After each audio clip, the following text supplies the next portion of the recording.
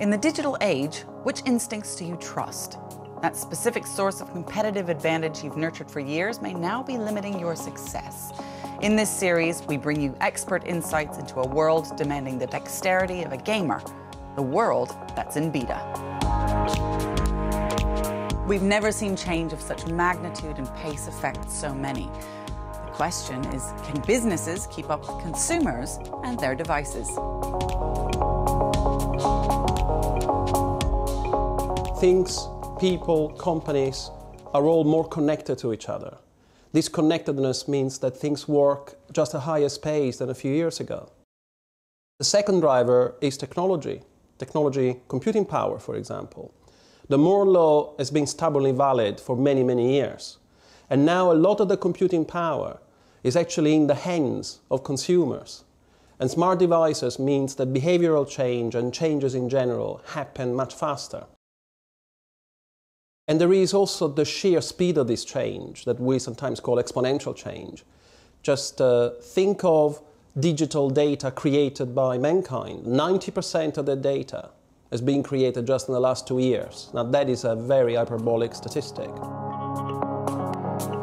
Until a few years ago, the position of companies, the products that they sold, was a big driver of their advantage. But in a world that is in beta, the information that you have on your competitors, on your customers, the insight that you have can alone be a huge source of advantage. And information can be gained or lost much more quickly than other forms of positional advantage. Barriers of entry are crumbling.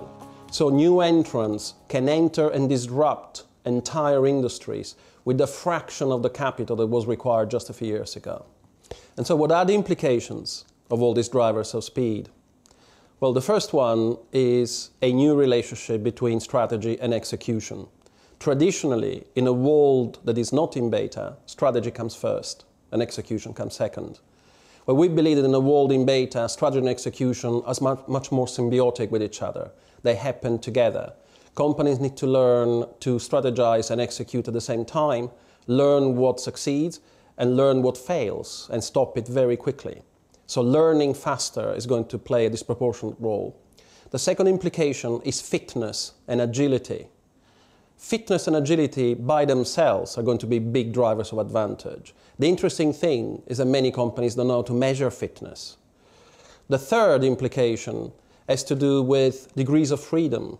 For decades, companies have used processes and ways to codify what they did. But in a world that is in beta, where you need to be fit and agile, giving degrees of freedom within reason to what you do is going to be really, really important because it will give you speed. So if you want to win in a world that is on a higher metabolism, you need to get to a higher metabolism yourself as a company.